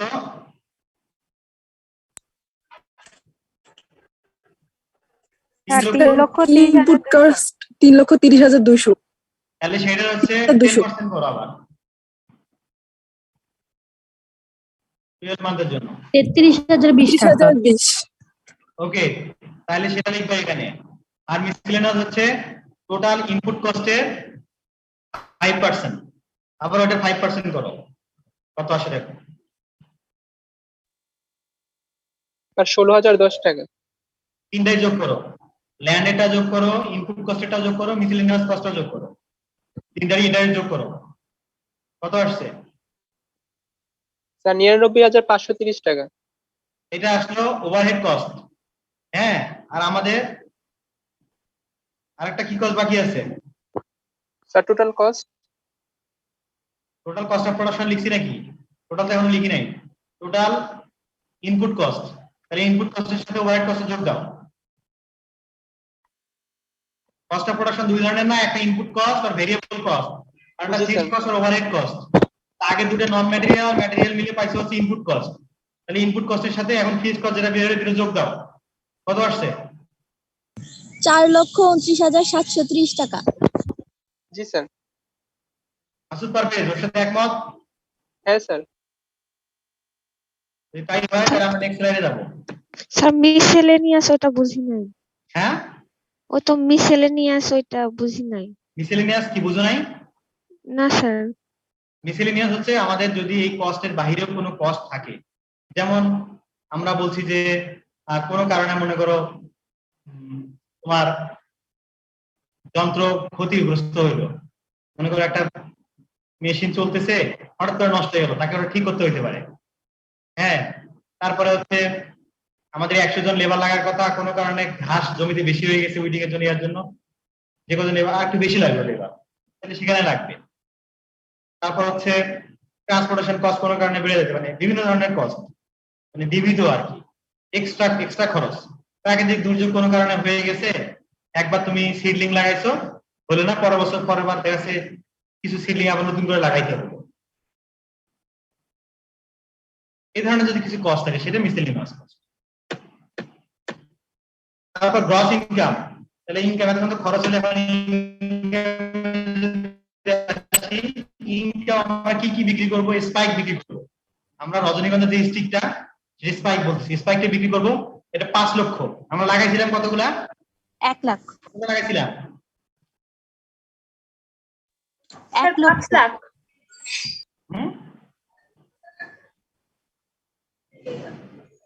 কত পিস লাগাইছিলাম? 1 লাখ পিস লাগিয়েছিলাম। বাল্ব কতগুলো লাগাইছিলাম বলো তো দেখি? স্যার 2 লক্ষ। স্যার 2 লক্ষ। 2 লক্ষ পিস লাগাইছিলাম। কেউ বলতেছে 1 লক্ষ, বলো কতগুলো পিস? 2 লক্ষ পিস লাগাইছিলাম, দাম ধরছিলাম 1 টাকা, নাকি 1 লক্ষ পিস লাগাইছি দাম হচ্ছে 2 টাকা? আর 2 লক্ষ পিস দাম 2 লক্ষ পিস। আর দাম 1 টাকা ছিল। হ্যাঁ, 2 লক্ষ পিস দাম 1 টাকা। 2 লক্ষ পিস দাম ধরছিলাম 1 টাকা। তাহলে দেখো এখানে আমরা 5 লক্ষ স্পাইক, দাম আছে 1.5 টাকা একটা স্পাইক। রজনীগন্ধার একটা স্টিক বাজারে কত?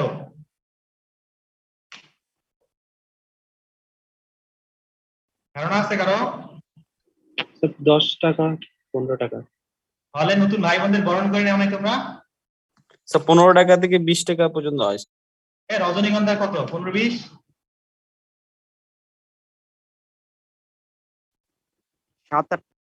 তো যার বেড়ার দাম বেশি, যার বেড়া হয়তো এরকম গ্লাডিওলাস। রজনী কত? কে কিনছো ফুলের বাজারে? কে গেছিলা? জানা নাই স্যার। 7 টাকা স্যার, 5 থেকে 7 টাকা। কত? রজনীগন্ধা সম্পর্কে কারো ধারণা নাই? কত টাকা? 8 টাকা পিস। হ্যাঁ, স্যার 20 টাকা পিস। 20 টাকা জি স্যার। বেশি হয়ে গেছে। স্যার আমি কাউন্টি জারবারা 20 টাকা।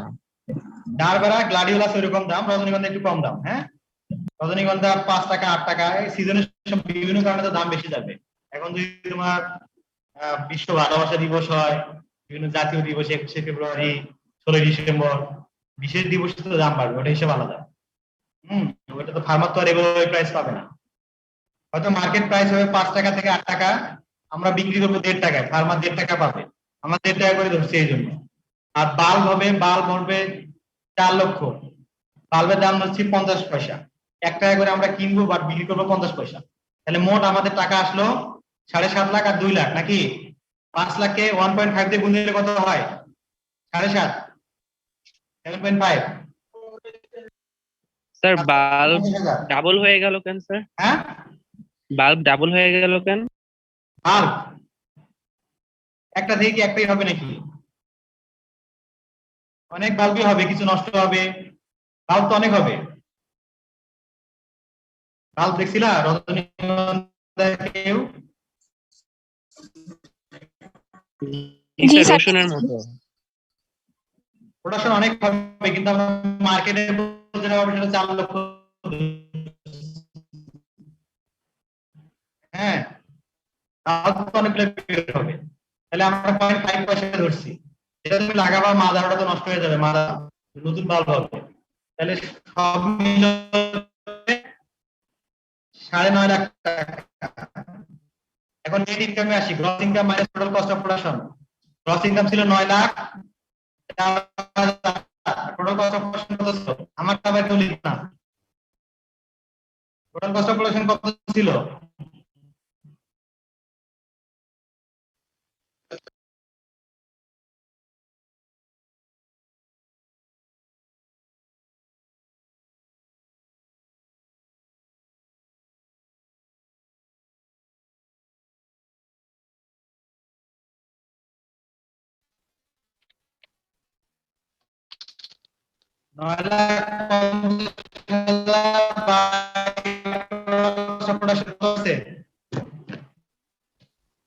সেটা হচ্ছে বেনিফিট কস্ট রেশিও, বিসিআর।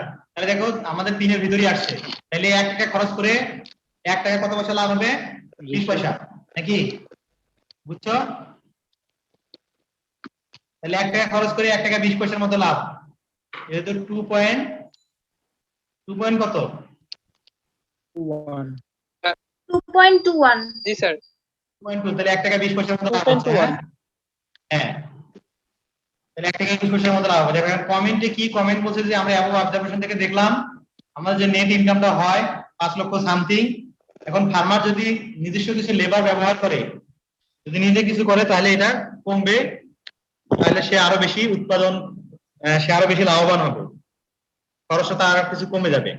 লাস্টে এরকম একটা কমেন্ট দিয়ে দিতে হবে, ঠিক আছে? এটা তোমাদের লাস্ট স্লাইড। জি স্যার। এখন আসি তোমাদের কোন কোন জায়গায় পরিবর্তন হবে। আমি তোমাদের চেঞ্জ করতে পারি, 1 হেক্টরের জায়গায় বলতে পারি 0.5 হেক্টর অথবা 1.5 হেক্টর বা 0.75 হেক্টর, এরকম করে বলা যেতে পারে। পারবা না?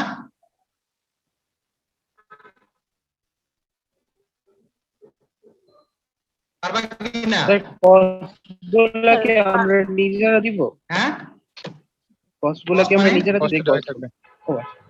কষ্ট আমি এখানে বলে দিছি তোমাদের, কষ্ট বলে দিলাম না,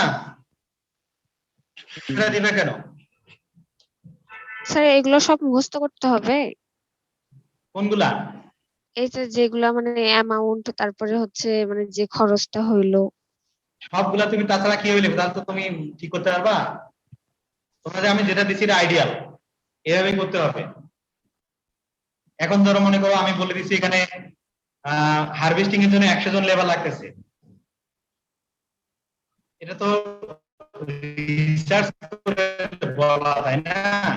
তুমি আন্দাজে যদি এখানে 500 জন লেবার দিয়ে দাও বা 10 জন লেবার দিয়ে দিলে, তাহলে কি হবে বলো? হারভেস্টিং এর জন্য, হারভেস্টিং সহ অন্যান্যর জন্য আমাদের 1 জন লেবার লাগবে, জমিতে দিতে হবে 3টা চার্ট, নাহলে তুমি কস্ট অ্যানালাইসিস যখন করবে তখন তোমার লস হয়ে যাবে যে বেশি ধরো, অথবা তুমি অনেক বেশি লাভ দেখাবা। তুমি তো এটা তৈরি করতেছো তোমার জন্য এবং অ্যাজ এ এগ্রিকালচারিস্ট হিসেবে যখন কোনো ফার্মে তোমার কেউ পরামর্শ চাবে অ্যাজ এগ্রিকালচার হিসেবে, তখন তুমি তো এটা তাকে পরামর্শ দিবা যেভাবে ফার্ম আপনাকে ডেভেলপ করতে হবে, একটা ফার্ম যে কোনো ক্রপ প্রোডাকশনে গেলে এভাবে আপনাকে তৈরি করতে হবে। তো তোমাকে তো একটা এস্টিমেট দিতে হবে, একটা এক্সাক্ট, যেটা বেশি গেলেও হবে না, কম গেলে বেশি গেলে লস হবে, আবার কম করলে বেশি লাভ হবে, যেটা এটা হবে স্মার্ট, স্পেসিফিক, মেজারেবল, রিয়েলিস্টিক এবং হচ্ছে টাইম ডিমান্ডিং বা টাইম বাউন্ড। তুমি যে অ্যানালাইসিসটা করতেছো এটা স্মার্ট হবে, বুঝছো? স্পেসিফিক হবে, কোন ক্রপের জন্য কোনটা, কতজন ফার্মার, কতজন লেবার, কতটুকু ফার্টিলাইজার, অবশ্যই স্পেসিফিক দিতে হবে তোমাকে। ফার্টিলাইজার ডোজের ক্ষেত্রে আমি বলছি 350 কেজি, 300 কেজি, তুমি যদি 500 কেজি দিয়ে দাও, 1000 কেজি দিয়ে দাও, তাহলে তো হবে না। 300 কেজির জায়গায় কম বেশি হতে পারে 10 কেজি, 20 কেজি, 250 কেজির জায়গায় 10-20 কেজি কম বেশি হতে পারে। যেটা রিকমেন্ডেড ডোজ সেটা তো দিতে হবে, আসলে তুমি কম বেশি দিলে তো টক্সিসিটি হয়ে যাবে। এই জন্য অবশ্যই তোমাকে এটা মাথায় রাখতে হবে, মনে রাখতে হবে। মিউরোডপরের 240 কেজি, তুমি 2-5 কেজি কম বেশি হতে পারে, 40 কেজি জায়গায় তুমি এখানে 340 কেজি দিয়ে দিতে পারো না, বা 50 কেজি কম বেশি করতে পারো না। এটা হবে স্মার্ট, স্পেসিফিক, মেজারেবল, রিয়েলিস্টিক এবং টাইম ডিমান্ডিং। রিয়েলিস্টিক হতে হবে, মেজারেবল হতে হবে, আন্দাজি বললে হবে না। এই জন্য প্রত্যেকটাকে যেভাবে বলছে এভাবে নিতে হবে। তাহলে দেখো, আমি 1 হেক্টরের জন্য যদি বলি 100 জন লেবার হারভেস্টিং এর জন্য, তাহলে 0.5 হেক্টরের জন্য কতজন লেবার নিবা? 1.5 গুণ করতে হবে। সিরাজ বলো। 1.5 গুণ করবো। স্যার 12 জন 150। হলে স্যার, যদি 1 হেক্টরে যদি 12 জন লাগে তাহলে 1.5 হেক্টরে 18 জন লাগবে। আরে বাবা, 1 হেক্টর জমির জন্য যদি 100 জন লেবার লাগে হারভেস্টিং এ, তাহলে 0.5 হেক্টর, হাফ হেক্টর জমির জন্য কতটুকু লেবার লাগবে? তাহলে অর্ধেক। স্যার 50 জন স্যার। কতজন? স্যার 50 অর্ধেক জন। লাগবে স্যার, 50 জন লাগবে, 100 জন লাগবে, আর যদি 50 বলি জন লাগবে। 1.5, তাহলে কতজন লেবার লাগবে হারভেস্টিং এ? তাহলে স্যার 150 জন। ঠিক এইভাবে প্রত্যেকটা স্টেপ করতে হবে, বোঝা গেছে? জি স্যার। স্যার এখানে কি কি চেঞ্জ হবে বুঝাই দিলাম আমাদের? কোন কোন জায়গায় চেঞ্জ। যদি স্যার তুমি এই ছক তাহলে দেয়া থাকবে না? হ্যাঁ, এই ছকের কিছু দেয়া থাকবে না স্যার? কিছু দেয়া থাকবে না, খালি উপরে লেখা থাকবে estimate the cost of production and return of tuberose for 1 hectare land. Sir 3টার বদলে 2টা দেন না স্যার? হ্যাঁ, 3টার বদলে 2টা দেন না, মানে টিউবরোজ আর ম্যারিগোল্ড বা জারবার আমি আছে। যেটা ইচ্ছে সেটা চাইতে পারি, ওটা তো পরে আসতেছি, আগে এটাতে আসো। এটা তোমাদের প্রত্যেকটা আইটেমই মুখস্থ রাখতে হবে, এবং আইটেম একটা সাথে একটা এগুলো কি সেম থাকবে শুধু? আমি কি বলে একটু শোনো, রিজুম সাহা, নন ম্যাটেরিয়াল কস্টে আমি দেখো সিরিয়াল নাম্বার দিচ্ছি। প্রথমে একটা ফার্মার জমি তৈরি করবে, ল্যান্ড প্রিপারেশন বাই ট্রাক্টর। 2 নম্বরে সে যখন জমি চাষ দিবে, তখন সে বিভিন্ন ধরনের আগাছা টাগাছা সব পরিষ্কার করবে, ড্রেজিং করবে, সবকিছু করবে। তারপরে জমিতে ম্যানুয়াল ফার্টিলাইজার দিতে হয়। এরপরে জমিতে বাল্ব ট্রান্সপ্লান্ট করতে হয়। বাল্ব ট্রান্সপ্লান্ট হয়ে গেলে ওখানে উইড হয়, সে উইডিং করতে হয়, মালচিং করতে হয়, গ্যাপ ফিলিং করতে হয়। এরপরে এটা শেষ হয়ে গেলে তারপর আবার ফার্টিলাইজার দিতে হয়। এটা শেষ হয়ে গেলে ইরিগেশন দিতে হয়, বুঝতে পারছো? তারপরে হারভেস্টিং হতে হয়। এখানে প্রত্যেকটা সিকোয়েন্সিয়ালি থাকবে, এভাবেই লিখতে হবে। প্রত্যেকটা আইটেম কোনটার পরে কি সেটা সেভাবে লিখতে হবে, এবং এর জন্য কতজন লেবার লাগবে সেটা সেভাবে এস্টিমেট করতে হবে, এবং প্রত্যেক লেবারের জন্য কত টাকা। বোঝা গেছে না যায় নাই? স্যার এটা বুঝতে পেরেছি, কিন্তু আমি জিজ্ঞাসা করেছিলাম স্যার এই যে কি বলে যে পেস্টিসাইড বা ফার্টিলাইজারের যে অ্যামাউন্টটা, এটা কি যে হেক্টর চেঞ্জ করলে কি সেম থাকবে আমি নাকি? যেভাবে বলছি এটা 1 হেক্টরের জন্য, এখন তুমি 0.5 এর জন্য কিরকম হবে অর্ধেক করে ফেলবা। যদি আমি 1.5 বলি তাহলে তার 1.5 গুণ হবে। আচ্ছা স্যার, এটা জানা যাচ্ছে। বোঝা গেছে না নাই? জি স্যার। বাল্ব বলছি এখানে 2 লাখ পিস, 0.5 এর জন্য 1 লাখ পিস হবে। যদি 1.5 বলি তাহলে 2.5 লাখ পিস হবে, 2.5 লাখ না 3 লাখ পিস হবে। 0.7 বললে ওটাকে 0.7 দিয়ে গুণ দিয়ে দেখবা কত আসবে, ঠিক সেভাবে দিতে হবে। ইউরিয়া যদি 300 কেজি 1 হেক্টরে হয়, তাহলে হচ্ছে হাফ হেক্টরের জন্য কত হবে? 150 কেজি হবে। বুঝছো কিনা? জি স্যার। জি স্যার, বুঝতে পারছি। স্যার একটা কোশ্চেন ছিল। আর কি কোশ্চেন? স্যার আপনি যে পিডিএফ যে শীটটা দিছিলেন না, ওখানে স্যার ইরিগেশনের জন্য টোটাল কস্ট দেওয়া ছিল 9,000 টাকা, এখানে 3,000 টাকা, তো আমরা কোনটাকে ইউজ করব? ইরিগেশনে কত দেয়া ছিল? শীটে কি দেয়া আছে? স্যার 9,000 টাকা। হ্যাঁ, টোটাল কস্ট 9,000 টাকা দেওয়া ইরিগেশনের। সমস্যা নাই, ইরিগেশন রাফ যেটা শীটে যেটা দেয়া আছে সেটাই লেখো। সবাই একটাই লিখো, নাহলে আবার ভুল করবো। Okay sir. সব অনুযায়ী ইরিগেশন কম বেশি হয়। যে ক্রপে বেশি ইরিগেশন লাগে সেটাতে বেশি কস্ট আসবে, যেটাতে কম সেটাতে কম। আমরা তো চেষ্টা করব কিভাবে কম খরচে বেশি উৎপাদন করা যায়। আমরা পেস্টিসাইডের ব্যবহার কম দিব, কিন্তু উৎপাদন আবার ঠিক রাখতে হবে। আমরা ফার্টিলাইজারও কম ইউজ করব, কিন্তু প্রোডাকশন ঠিক রাখতে হবে। বুঝতে পারছো? কারণ তোমরা তো এটা একটা ডিজাইন করবা, একটা ক্রপের জন্য প্রোডাকশন তার অপটিমাম সবকিছু ব্যবহার করতে হবে, একটা মেজারেবল রিয়েলিস্টিক ব্যবহার করতে হবে, অ্যাচিভেবল যেটাকে অর্জন করা সম্ভব হবে ঠিক সেরকম হতে হবে। আচ্ছা, এটা গেল হচ্ছে আমার প্রত্যেকটা আইটেমে তাহলে চেঞ্জ হবে। হ্যাঁ, একইভাবে ইন্টারেস্ট অফ ল্যান্ড, এই যে এখানে যে আছে 1 হেক্টরের জন্য 5 লাখ টাকা ধরছিলাম, তাহলে 0.5 হেক্টরের জন্য কিন্তু 2 লাখ টাকার ইন্টারেস্ট, 2.5 লাখ টাকার ইন্টারেস্ট করতে হবে। বোঝা গেছে? জি স্যার। হ্যাঁ, জি স্যার, বুঝতে পারছি। ক্লিয়ার কিনা? 5 লাখ স্যার টাকা মাস পার কি চেঞ্জ হেক্টর। হবে স্যার? স্যার মাস কি চেঞ্জ হবে স্যার? হ্যাঁ, মাসের ব্যাপারটা কি চেঞ্জ হবে স্যার? না, মাস চেঞ্জ হবে না, মাস তো এটা 1 বছরের জন্য ক্রপ। আমি আসতেছি সেটাতে কোন কোন জায়গায় চেঞ্জ হবে। তাহলে দেখো, একটা গেল এরিয়াতে চেঞ্জ, আর একটা চেঞ্জ হতে পারে ক্রপে। এখন তোমাদের করলাম কোন ফ্লাওয়ার করলাম, এটা টিউবরোজ করলাম।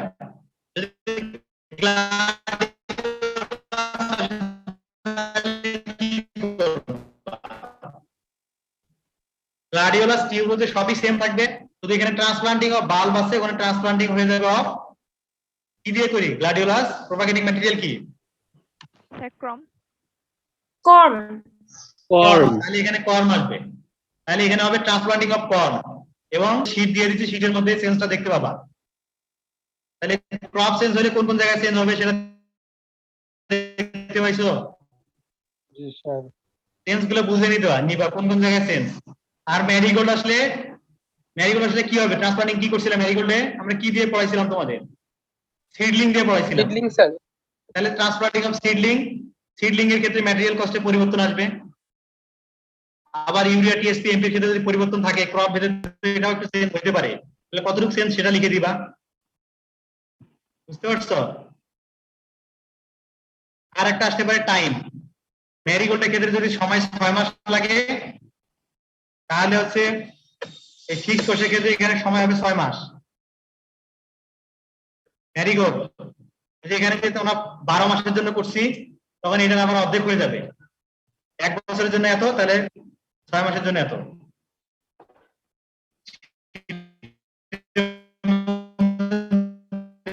আমি কত দিতে পারছি, 6 মাস নাকি 1 বছর?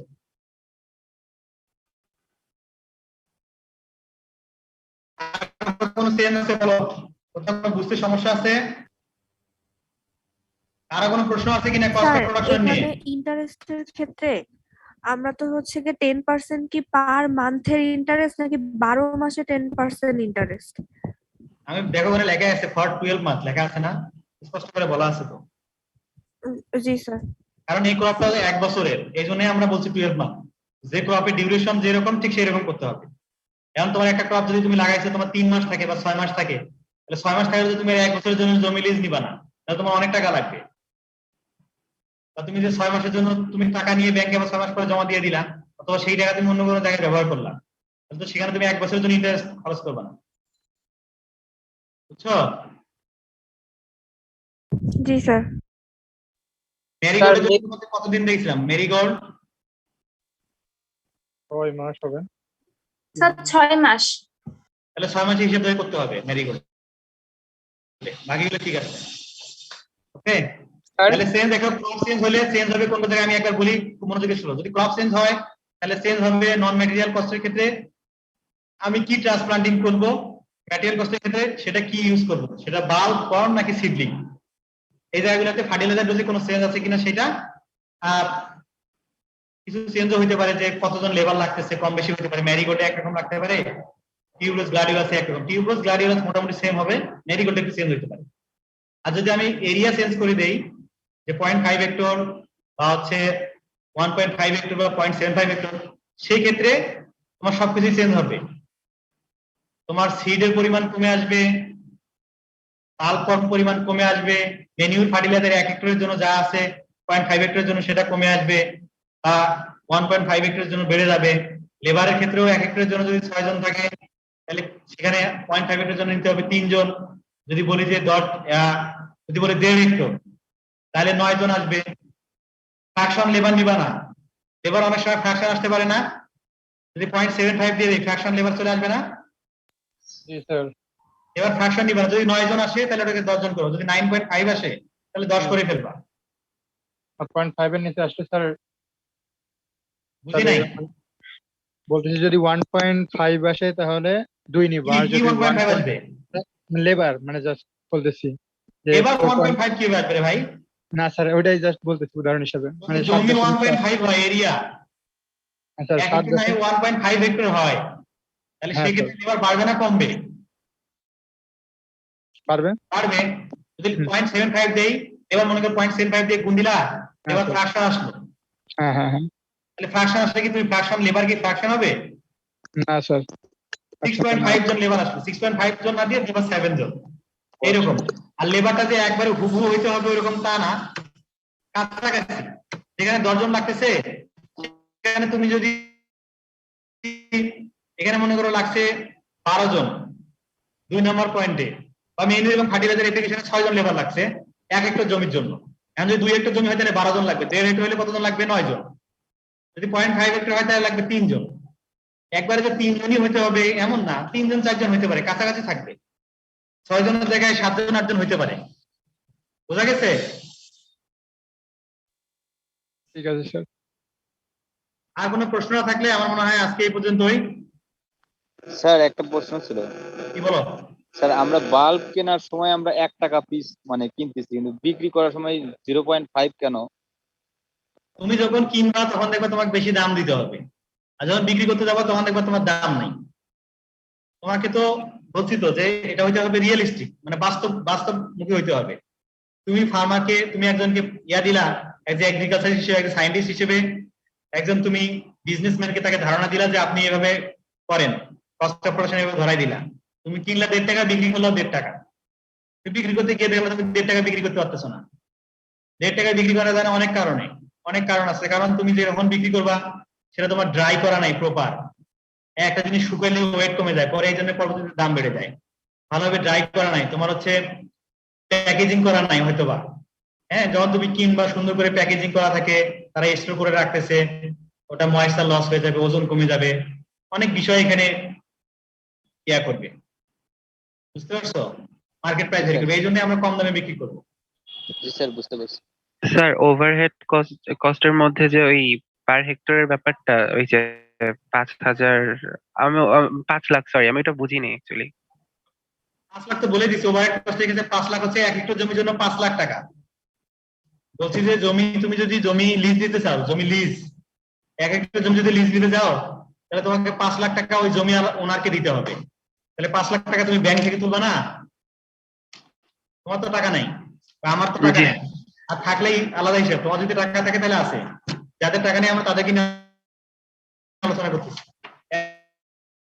জমি যদি একজন লিজ দিতে চায় একজন লোকের কাছ থেকে, ল্যান্ড ওনারের কাছ থেকে, তাহলে তাকে 5 লক্ষ টাকা দিতে হবে।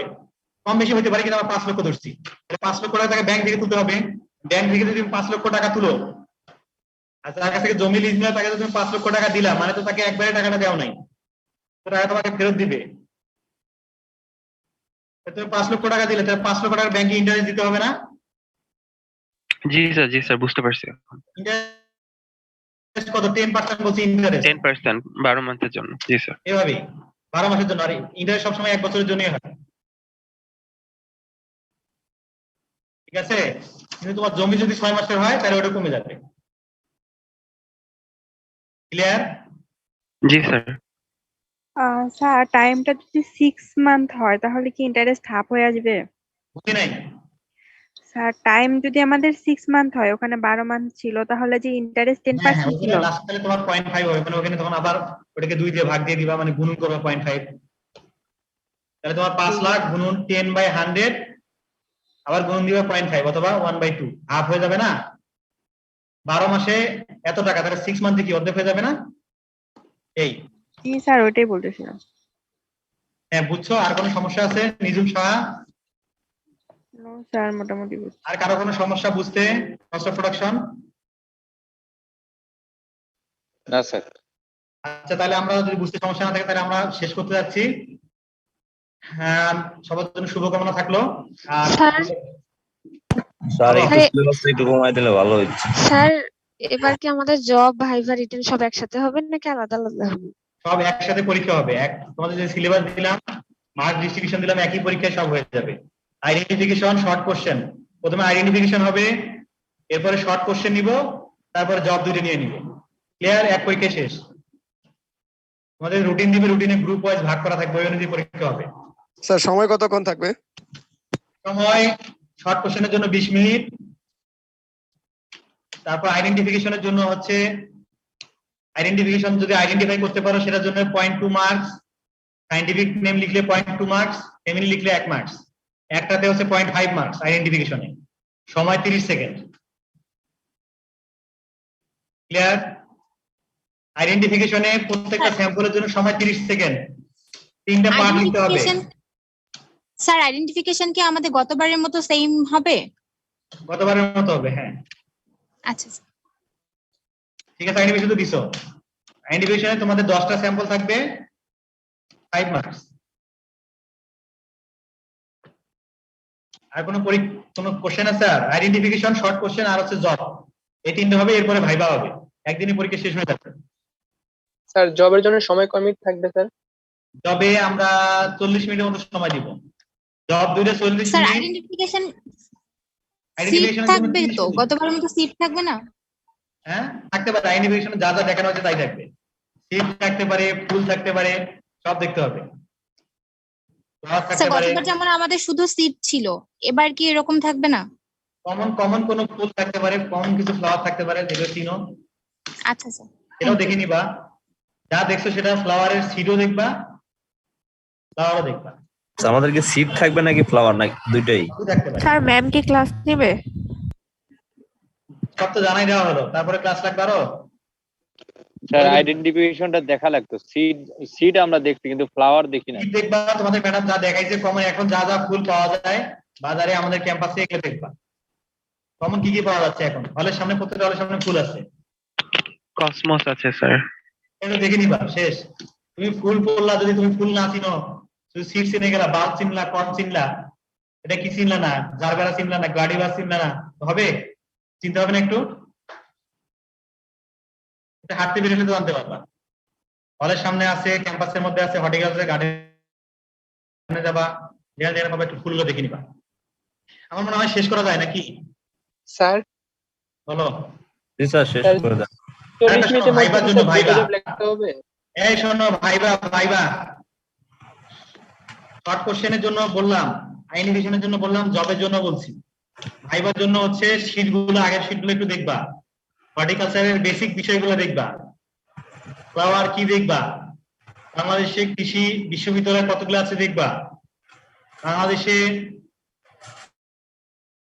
কৃষি গবেষণা প্রতিষ্ঠান কি কি আছে সেটা জানবা, কোন কোন ধরনের কৃষি গবেষণা প্রতিষ্ঠান আছে, বাড়ি বিড়ি ফুল নিয়ে কারা গবেষণা করে, হর্টিকালচারের ব্রাঞ্চ কয়টা, হ্যাঁ, ফ্লোরিকালচার কি, ল্যান্ডস্কেপিং কি, ল্যান্ডস্কেপিং, হোম গার্ডেন, সিটি পার্কে কোন কোন কম্পোনেন্ট থাকে, বুঝতে পারছো?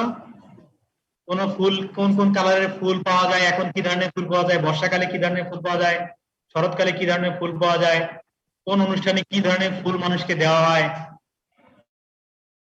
পৃথিবীর হাইব্রিড কি, বুঝতে পারছো? প্রথম হাইব্রিড কি, কোন কোন ফুলের মধ্যে হাইব্রিড ক্রস করা হয়, গোলাপের হাইব্রিড ভ্যারাইটি আছে কিনা, বাজারে এত কোন ফুলের ভেরিয়েশন দেখা যায়, ফুল প্রোডাকশনের সমস্যা কি, সম্ভাবনা কি, বাংলাদেশে কোন এলাকায় ফুল বেশি হয়, কি বলছি? দুই চারটে বইয়ের নাম জানবা, কোন কোন বই, ফ্লাওয়ার রিলেটেড কোন বইয়ের নাম আছে কিনা। পৃথিবীর সব থেকে বড় ফুল, সব থেকে ছোট ফুল, বিভিন্ন কালারের ফুল, সেন্টেড ফুল, কোন ফ্লাওয়ারে কোন ফুলে সেন্ট হয়, কোন ফুলে সেন্ট হয় না, কেন সেন্ট হয়, কেন সেন্ট হয় না, ফুলের পাপড়ির কাজ কি, বিভিন্ন ফুলের বিভিন্ন পার্টের ফাংশন। ঠিক আছে?